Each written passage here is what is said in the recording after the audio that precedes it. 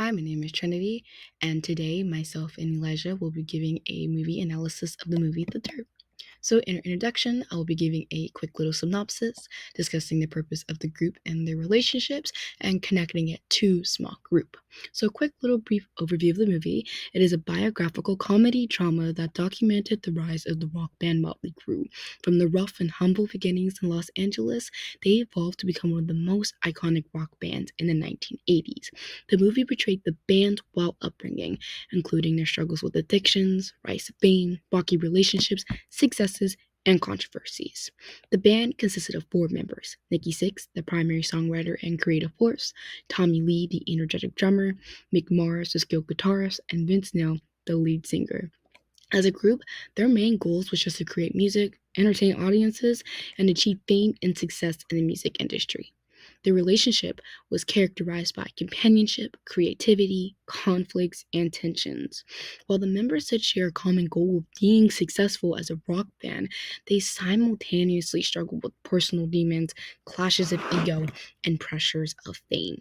That said, negative roles emerged inevitably within Motley Crue, hindering the group's cohesion and progress. So, to tie it into small group, Elijah and myself will be analyzing how the self-centered and unproductive roles were portrayed within the band's interaction. So, despite the group being undeniably successful, they suffered tremendously because of the pervasiveness and prevalence of self-centered tendencies. While the group's negative roles were interchangeable, I just want to primarily focus on the three members who I observed to exemplify these roles, in which it was Nikki, Vince, and Tommy Lee. So, despite their rock stardom, the majority of the members struggled with substance abuse, but a member who struggled with it to a remarkable degree was Nikki Sixx. According to How Drug Addiction Affects Relationships, drug addiction makes it hard to maintain trust, respect, and open communication, critical elements in healthy relationships. When a person's life revolves around obtaining and using drugs, this may lead to neglecting responsibilities or the needs of the group. In the context of Nikki, his drug addiction resulted in him to prioritize his substance over contributing positively to the group. And as a result, as mentioned in the quote, he just neglected his role as a leader and his responsibilities. So, with that being said, he definitely embodied the central negative. So, while most of the time in the movie, Nikki did not explicitly, and I quote from the Book of Communication in the Real World, argue against most of the ideas um, and the proposals discussed in the group, his actions showed otherwise. For example, this dynamic became evident during a scene where Tom, the A&R executive, paid a visit to the group's manager during a session to inquire about delay in their music production, just because for a period of time they were not creating music.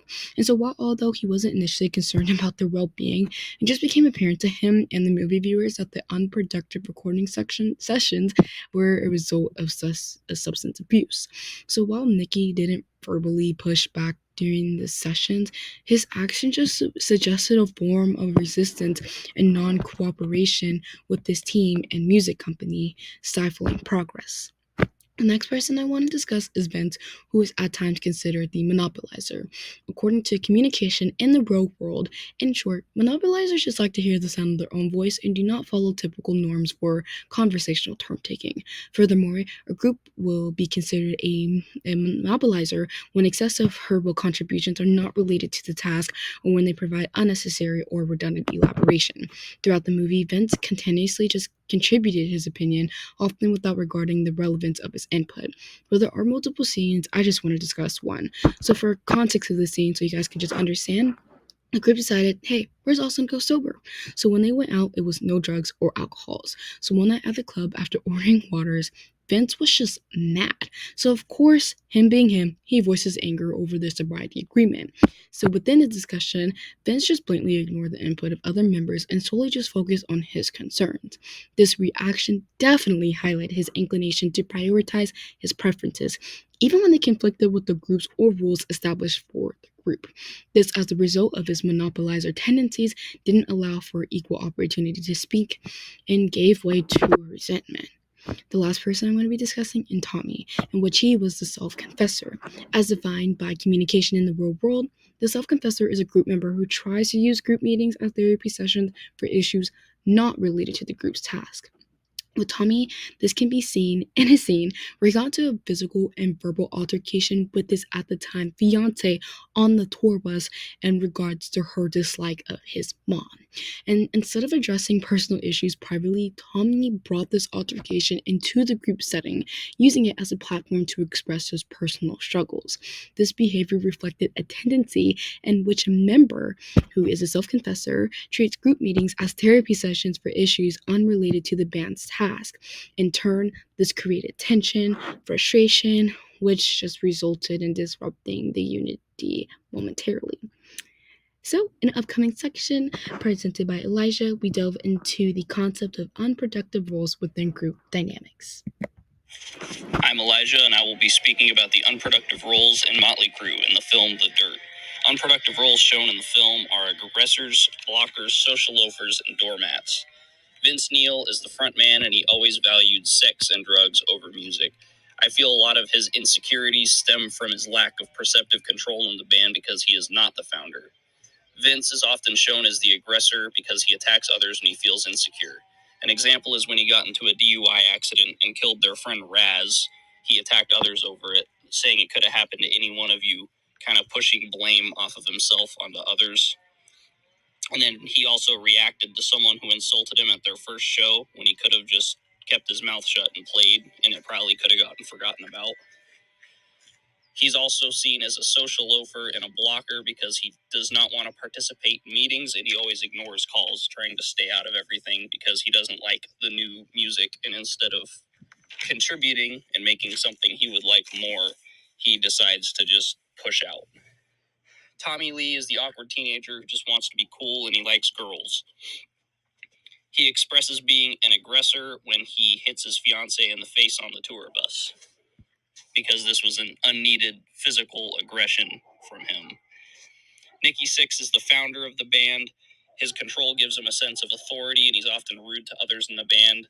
He's an aggressor because he insults and puts others down, like when he slips smack to Vince shortly after he comes out of jail just to mess with him. That pissed him off pretty bad.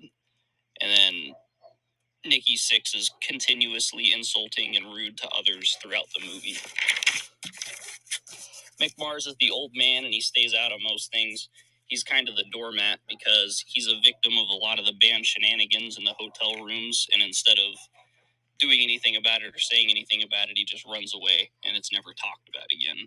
He's also a social loafer because he's emotionally absent, and he rarely contributes any of his personal opinions to the band's product.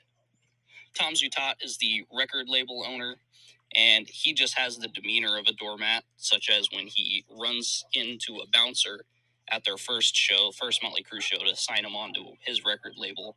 He just takes the shove and goes to the back of the line, like the bouncer said, instead of asserting his position. So, to wrap this all up, we're going to be discussing their strengths, weaknesses, preventive measures, and just go into our overall conclusion. So, yes, while some of their strengths as a group were creativity, innovation, and extreme resilience, some of their weaknesses the group faced was just substance abuse, ineffective conflict resolution, poor communication, and power struggles. So, some preventative measures that could have been taken to help mitigate the negative roles was to establish, explicit norms, possibly through contracts, fostering an environment of mutual support. Of course, having one or two members instill equal opportunity, so where everyone can speak, an open dialogue, and had clearly defined roles and responsibilities just so everyone knew what to do. So, in conclusion, promoting inclusivity within a group like Motley Crue was essential for fostering a culture of respect, collaboration, and mutual support. So, by them, embracing the diversity, that would ensure that they would have had equal opportunities, foster respectful dialogue, promoted fairness, and leading by example. And they could have created an environment where every member felt valued, respected, empowered to contribute their unique perspectives and talents. So, concerned efforts to promote inclusivity, Motley Crue could have cultivated more cohesive, resilient, and harmonious dynamic, laying the foundation for continued growth, creativity, and success in their collective endeavors. So that's all we have today. Thank you.